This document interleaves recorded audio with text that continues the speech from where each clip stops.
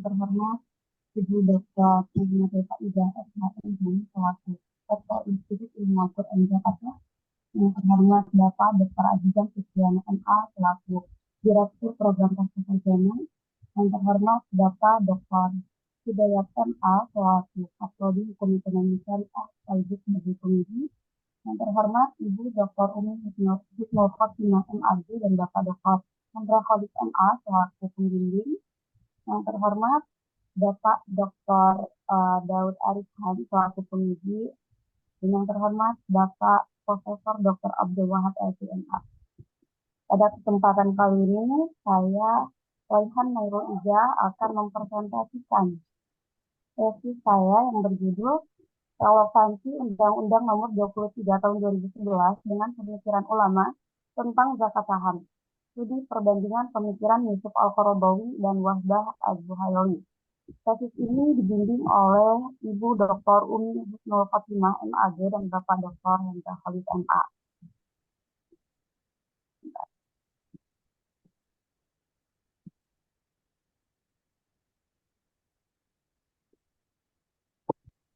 Langsung pada latar belakang penelitian ini, yang mana Revolusi Undang-Undang Nomor 38 Tahun 99 menuju Undang-Undang Nomor 23 Tahun 2011 tentang pengelolaan zakat menjadi lentera baru bagi dunia perjakatan.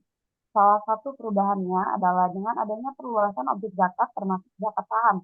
Dengan demikian, surat berharga termasuk saham menjadi salah satu jenis kekayaan yang wajib dikeluarkan zakatnya. Oleh karena itu, data perkembangan zakat saham perusahaan menjadi salah satu sumber potensi zakat di Indonesia. Berdasarkan data Pusat Kajian Strategi Bajnas, potensi zakat saham pada tahun 2022 merupakan jumlah tertinggi dengan nilai sebesar 111 triliun rupiah. Potensi zakat pada tahun 2022 disebut sebagai potensi zakat saham tertinggi karena potensi zakat saham pada tahun 2020 hanya senilai 69 triliun rupiah. Namun yang menjadi persoalan adalah apakah dana zakat saham yang terkumpul sudah sesuai dengan ekspektasi atau potensi zakat saham yang telah diperkirakan. Kemudian di sini terdapat 3 data yang terkait dengan penelitian saya. Yang pertama yaitu data mengenai perkembangan saham syariah, yang kedua data mengenai perkembangan zakat saham, yang ketiga itu potensi zakat saham. Berawal dari perkembangan saham syariah yang cukup signifikan di Indonesia pada tahun 2022, yaitu mencapai 4.786 triliun. Angka tersebut menjadikan Indonesia memiliki potensi zakat saham yang sangat tinggi. Sehingga pada tahun 2022 potensi zakat saham mencapai nilai 111 triliun. Tapi pada kenyataannya tidak sebanding dengan perkembangan zakat saham, karena dana zakat saham yang terkumpul di Bajnas itu baru mencapai 254 juta atau 0,0 sekian dari angka 111 triliun rupiah. Secara umum, regulasi mengenai zakat saham yang berlaku di Indonesia pada saat ini adalah Undang-Undang Nomor 23 Tahun 2011 tentang pengelolaan zakat. Adapun ketentuan mengenai zakat saham masih dalam bentuk keputusan hasil ijtima ulama yang diselenggarakan oleh MUI, belum resmi menjadi sebuah fatwa, sehingga terdapat sedikit perbedaan rujukan yang digunakan oleh lembaga pengelolaan zakat di Indonesia dalam mengelola zakat saham. Karena dalam keputusan tersebut, MUI lebih cenderung merujuk pada ulama klasik atau salaf, sedangkan lembaga zakat seperti Bajnas selain merujuk pada ulama salaf juga merujuk pada ulama kontemporer seperti Yusuf Al-Qaradawi. Dari latar belakang tersebut, kemudian saya menemukan beberapa masalah yang diantaranya adalah adanya kesenjangan antara potensi zakat saham dengan realita, kemudian belum adanya fatwa MUI tentang zakat saham, adanya perbedaan pendapat ulama tentang zakat saham, perkembangan saham di Indonesia tidak sebanding dengan perkembangan zakat saham di Indonesia, dan lain sebagainya. Dari beberapa identifikasi masalah tersebut, kemudian saya merumuskan masalah ke dalam 2 rumusan masalah. Yang pertama, bagaimana analisis perbandingan zakat saham berdasarkan pemikiran Yusuf Al-Qaradawi dan Wahbah Az-Zuhaili.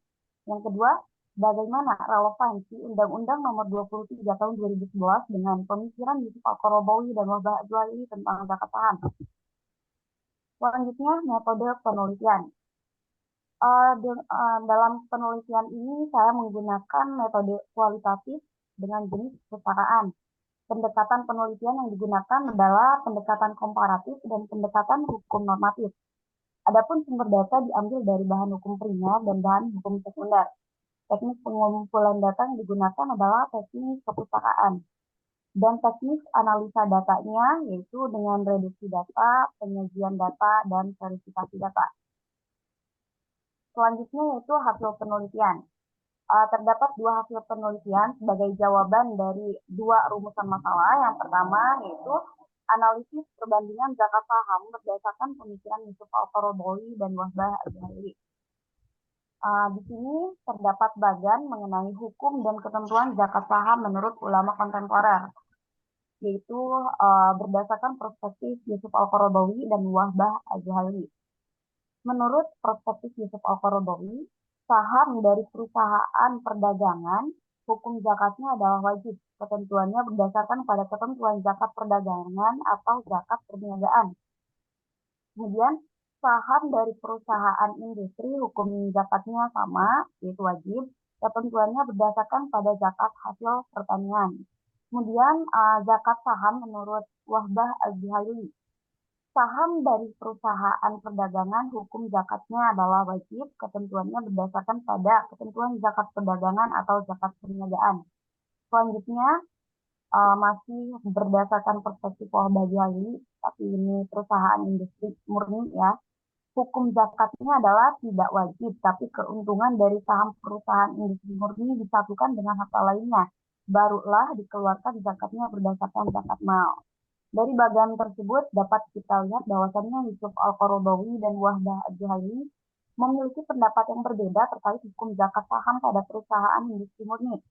Yusuf Al-Qaradawi menghukumi wajib, sedangkan Wahbah Az-Zuhaili tidak. Menurut saya, secara tidak langsung Wahbah Az-Zuhaili mewajibkan mengeluarkan zakat atas saham yang dimiliki, baik saham perusahaan industri maupun saham perusahaan dagang. Hanya saja cara mengeluarkan zakat saham industri murni menurut Wahbah Az-Zuhaili adalah keuntungan saham dari perusahaan industri murni disatukan dengan harta lainnya dan kemudian dikeluarkan zakatnya dengan status zakat kekayaan. Itu artinya Wahbah Az-Zuhaili tetap mewajibkan zakat atas saham perusahaan industri murni, namun statusnya adalah zakat kekayaan. Sedangkan menurut Yusuf Al-Qaradawi, zakat saham perusahaan industri murni hukumnya adalah wajib dan ketentuannya berdasarkan pada zakat hasil pertanian dengan kadar 10% dari keuntungan tentunya.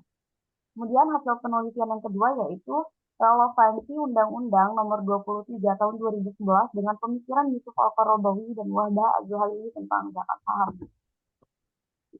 Di sini terdapat beberapa poin yang saya anggap relevan dengan pemikiran Yusuf Al-Qaradawi dan Wahbah Az-Zuhaili, yang mana poin-poin tersebut tercantum dalam Undang-Undang Nomor 23 Tahun 2011 tentang pengelolaan zakat. Yang pertama yaitu alasan perubahan undang-undang dari Undang-Undang Nomor 38 Tahun 99 menuju Undang-Undang Nomor 23 Tahun 2011 tentang pengelolaan zakat.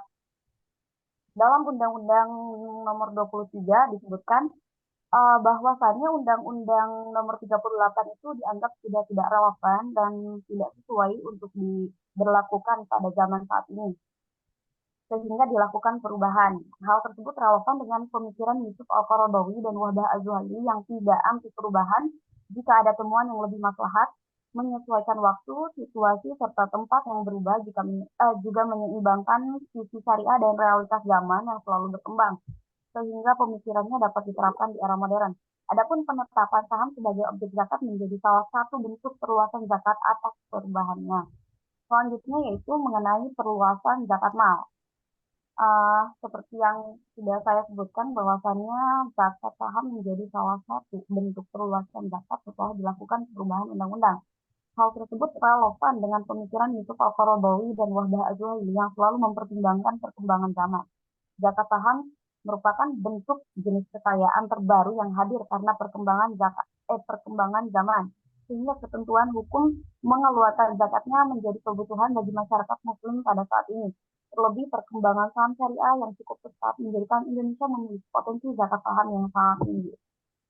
Selanjutnya yaitu tujuan perluasan objek zakat termasuk zakat saham. Dalam Undang-Undang Nomor 23 Tahun 2011 disebutkan tujuan pengelolaan zakat, namun dalam sesi ini saya juga mengkategorikan tujuan tersebut tidak hanya untuk zakat secara umum, tapi juga zakat saham. Tujuannya itu tidak jauh hanya untuk mensejahterakan kehidupan masyarakat dan mengatasi masalah ekonomi termasuk kesenjangan sosial dan kemiskinan. Hal tersebut relevan dengan pemikiran Yusuf Al-Qaradawi dan Wahbah Az-Zuhaili yang selalu mengutamakan kemaslahatan. Nilai maslahatnya yaitu untuk mensejahterakan kehidupan masyarakat dan mengatasi masalah ekonomi termasuk kesenjangan sosial dan kemiskinan sebagaimana yang tercantum dalam undang-undang. Selanjutnya yaitu kesimpulan. Terdapat dua kesimpulan. Yang pertama, Yusuf Al-Qaradawi dan Wahbah Az-Zuhaili memiliki persamaan sekaligus perbedaan dalam menghukumi kewajiban zakat saham. Keduanya sama-sama mewajibkan zakat atas saham yang dimiliki baik perusahaan industri murni atau perusahaan dagang. Adapun keduanya berpendapat bahwa zakat saham perusahaan dagang berdasarkan pada ketentuan zakat perdagangan. Namun keduanya memiliki perbedaan pendapat mengenai ketentuan zakat saham pada perusahaan industri murni. Yusuf Al-Qaradawi berpendapat bahwa zakat saham perusahaan industri berdasar pada ketentuan zakat pertanian. Sedangkan Wahbah Az-Zuhaili berpendapat bahwa keuntungan dari saham perusahaan industri digabungkan dengan kekayaan lainnya, kemudian zakatnya dikeluarkan berdasarkan zakat kekayaan bukan zakat pertanian. Yang kedua, pemikiran Yusuf Al-Qaradawi dan Wahbah Az-Zuhaili tentang zakat saham relevan dengan Undang-Undang Nomor 23 Tahun 2011 tentang pengelolaan zakat. Hal tersebut dibuktikan dengan dilakukan perubahan atas Undang-Undang Nomor 38 Tahun 99 menjadi Undang-Undang Nomor 23 Tahun 2011 tentang pengelolaan zakat. Salah satu perubahannya adalah perluasan objek zakat yang di dalamnya termasuk zakat saham. Sekian pemaparan dari hasil penelitian saya, kurang lebihnya saya mohon maaf. Terima kasih. Wassalamualaikum warahmatullahi wabarakatuh. Waalaikumsalam warahmatullahi wabarakatuh. Alhamdulillah, kita sudah sama-sama mendengarkan tadi pemaparan dari Saudari Raihan Nairul Izzah tentang hasil penelitian beliau. Sekarang kita masuk sesi dimunakosahkan, dipertahankan, diuji apakah data-data yang Anda bawa hari ini sesuai dengan yang diharapkan, khususnya di buku-buku panduan kita atau tidak. Kita uji sejauh. Baik, untuk melengkapi tesis Saudari Raihan ini, kita panggil pakar tentang zakat, ya. Khususnya zakat saham ini, yaitu yang berbahagia Dr. Muhammad Daud Arif SE, AKM SI CPA,